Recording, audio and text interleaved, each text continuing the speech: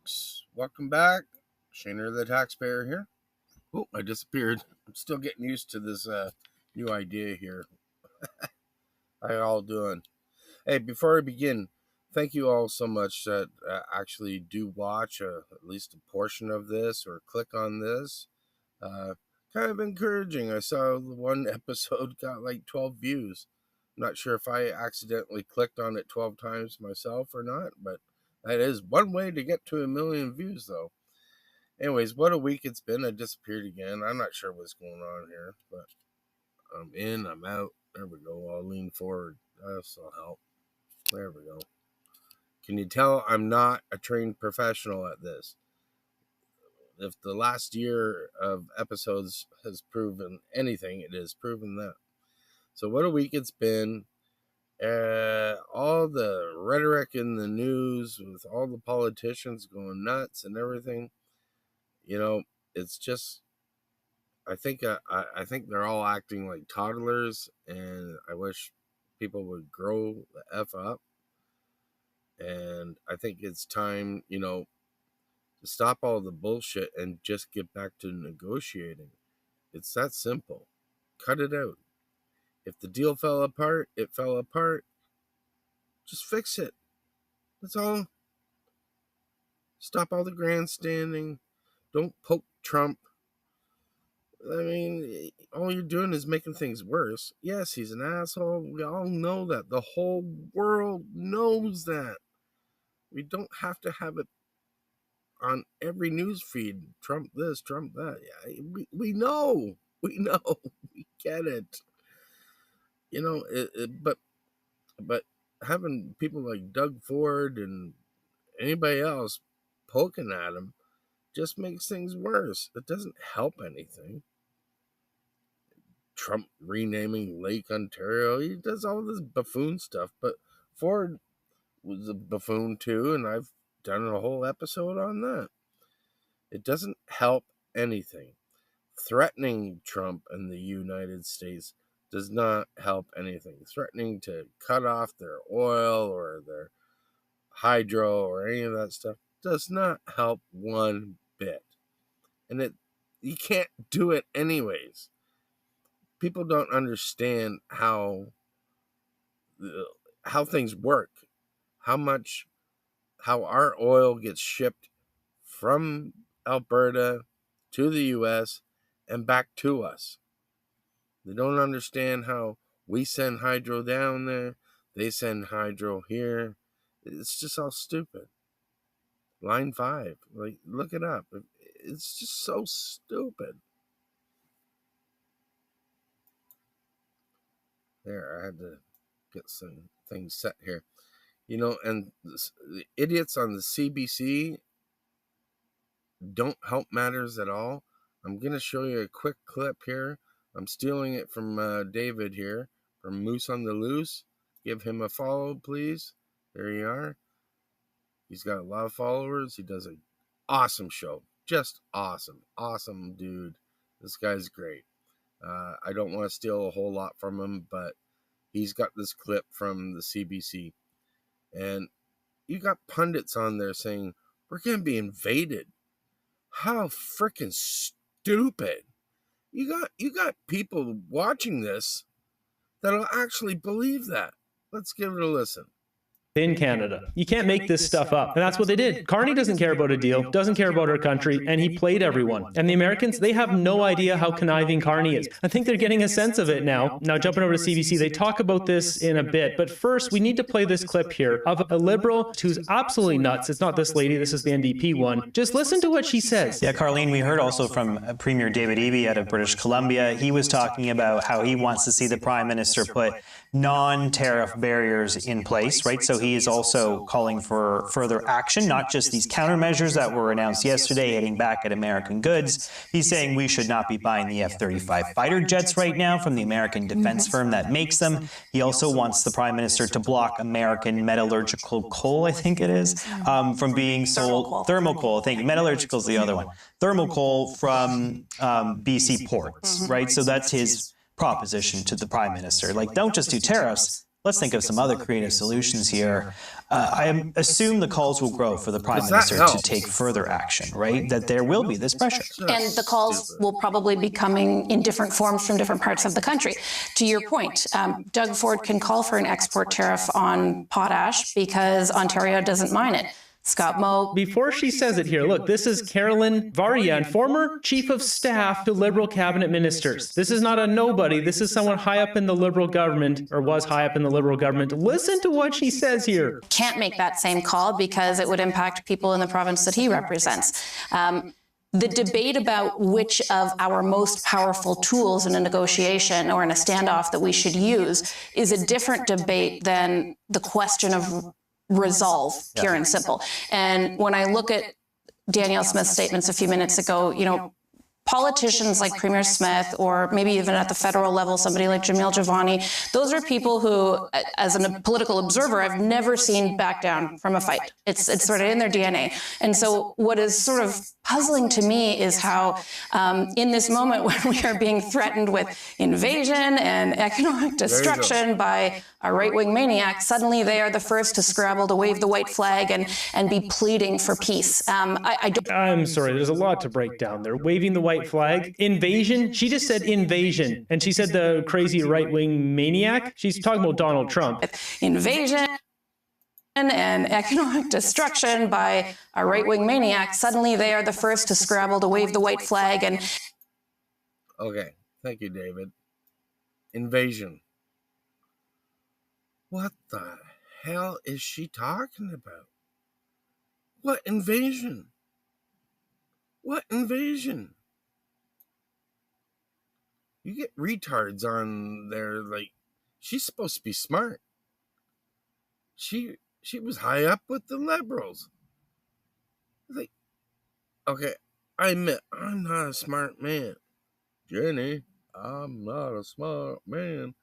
But you got people on there like that who, people are going to believe this. Invasion. Good God. Now, moving on. At least we got some grown-ups in our political scheme here. This is Scott Moe.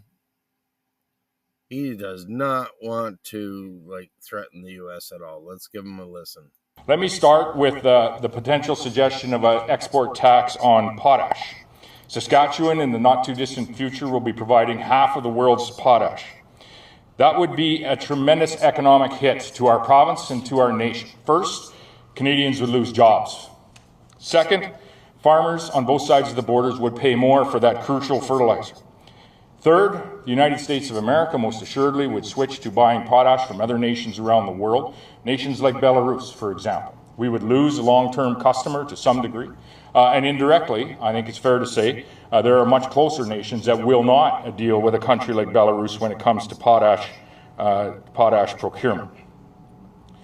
This would be a tremendously flawed policy on behalf of Canadians. We today in the potash industry are using virtually all North American ports to ensure that we can get that product to the world. This again is due to a flawed policy in Canada when it comes to our port governance, in particular the structure of the board at the Port of Vancouver, which is not representative of the 3 prairie provinces that export the bulk of the product out the Port of Vancouver. We are restricted due to those policy decisions that have been made that are utilizing port capacity in Canada to export other products from other areas of the world and to import other products from other areas of the world, thereby restricting our ability to export more products like potash out the Port of Vancouver. We have asked for that structure to change, the board structure at the port to change, to prioritize the Canadian economy, to prioritize the Prairie provincial economy so that we have true access to the world through an efficient port system and ultimately build that industry for years into the future. Okay, let's pause it there. So all this Team Canada crap, there's no Team Canada. It is splintered. And this guy, he's basically saying he can't even deal with British Columbia enough to get his potash out to the freaking world. That's how broken our country is. Similarly, we cannot in any way support the adding of export tariffs on a product like oil. Again, it would be an unsustainable hit to our Canadian economy, and in particular our Saskatchewan and Alberta economy. Canadians would lose jobs immediately. We as a nation would lose investment immediately. And I would put forward that an export tariff on oil would have a far greater impact on those that are living in Eastern Canada than it would even on those that are directly working in the energy industry.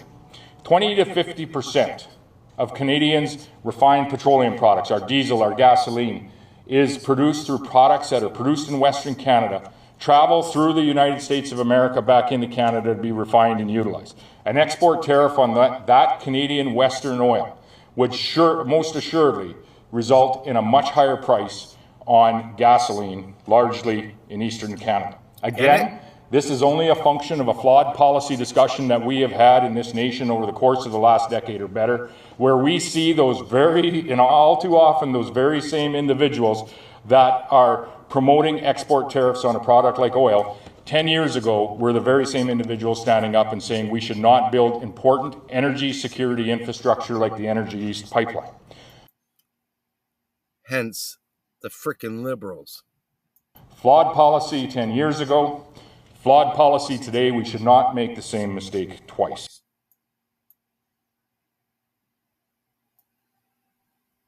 Finally, a grown-up. He is spilling it like the truth.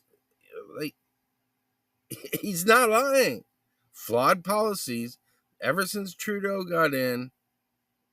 Man, way to go, Scott. He's sticking up for his province. And whether you believe it or not, he's really sticking up for Canada. And so is Danielle Smith. Man, you got to think this through, people. You can't just go off your nut and say, oh, let's get Trump. Let's get Trump. It doesn't matter if it hurts us. Let's just get Trump. Think it through. It's going to cost jobs. And what, we're going to bail out more corporations with money that we don't have. We don't have the money. We're in debt. We got rid of Trudeau because he put us, what? I think the deficit was like 36 billion. Sorry, trillion? Sorry, I got my numbers wrong. I'm wrong. Hold on. The budget deficit was going to be 36 billion. And Carney has doubled that in his first year. Failed policy. Anywho, moving on. Now, you know how I've been saying on the last few episodes that I believe that was this guy, Howard LUTNICK, that got involved in the discussions at the last minute, changed shit up, and that's what screwed things up, and could be, maybe not. Who do you believe? I don't believe Trump. I don't believe Carney. I have no reason to not believe Jameson Greer, who I've played the videos, and I can go back and play stuff from the CBC that he was on with Rosemary Farton there. But here's a clip that Mario for the North has, and this is LUTNICK talking about the whole French bullshit. I'm sorry for all my swearing. It's just getting to me. It's getting to me. There is no way that the Americans wanted anything to do with telling the Quebecers what to do with their language or anything. Let's give it a listen. And I have no reason to disbelieve this guy, though I know nothing about him. Let's give it a listen. Let alone when he was at the Bank of England. So I've known him a long time. Hold on. So, at Goldman Sachs way back when, let alone when he was at the Bank of England. So I've known him a long time. So it's easy for me to communicate with him, right? Canada has the best trade deal in the world before we started. We negotiated, and Canada was going to have the best trade deal in the world. And what happened was that Canada walked away. We had a deal. We shook hands. The president announced it, right? Everybody was positive. Canada made the decision for political purposes. They wanted to walk away. This is politics only. If you think I ever said the words French, do I care about how the Quebecois speak? I mean, what could matter less to America? We don't care. So the fact is, we never brought those words up. This is manufactured, and that's why the president put out a truth saying it was a complete lie, right? It was manufactured. So there's the Sovereignty Party trying to run, and they're in the lead in Quebec. And so this was Mark Carney manufacturing something that would try to keep them from winning. And then you have Alberta has an independence resolution.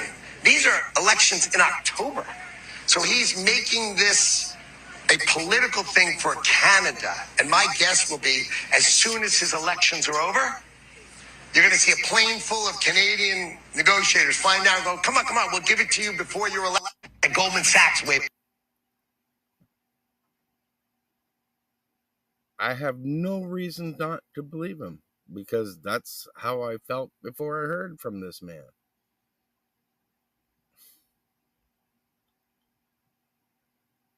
Strange how just after the deal fell apart, Carney was, and I played this on the episode the other day, that Carney was in Quebec announcing the $11 billion icebreaker deal. Coincidence? I don't freaking think so. By the way, oh, I disappeared again. Does that guy sound like he wants to invade Canada? No. Stop it already. CBC, you should be ashamed of yourselves.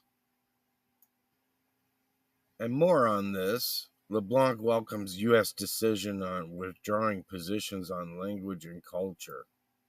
Okay, so all this really had to do with was discoverability for Quebecers to find stuff on YouTube or Netflix or whatever that's in French. That's it. That should not be a deal breaker, and it wasn't a deal breaker for them. And that's what Greer said on the CBC. And if you want, I can pull it up. So let's see here. Canada praises U.S. for withdrawing positions on French language protections, cultural content discoverability, and bilingual labeling, opening the door for a mutually beneficial trade agreement. See, all of this is just out of whack bullshit that wasn't even a deal breaker. It was Carney that pulled the plug. Carney made all this mess. Carney says we're at war. We're not at war. We're not at war. He made it a war. It was just negotiations. And he could have asked for more time. Didn't have to just break off and say, well, we're at war now. What an idiot. Okay, well, I got to make an executive decision here. I've got the full interview with Jameson Greer and Rosemary, who I really can't stand this woman. I really can't. She's the god-awful worst. So, we're already getting on in this episode, so I think I'll call her quits on this one, and I'll run a second episode and dedicate it all to just this interview right here. So, anyways, I disappeared again. I just can't lean back. That's all, and then I'm good. Anyways, thanks for spending time with me, and hit like, subscribe, share, tell a friend, tell a phone, and hope you learned something. Sorry for all my cussing. I was doing well with it, but I'm just really pissed off. I can't help it. I just am. And I'll pray about it later, but I just I just can't. I can't deal with it. Anyways, take care of yourselves. Take care of each other. That's very important, right? Right now, no matter what you think, all the idiots out there really need to be taken care of right now. So, wishing you many blessings. God bless.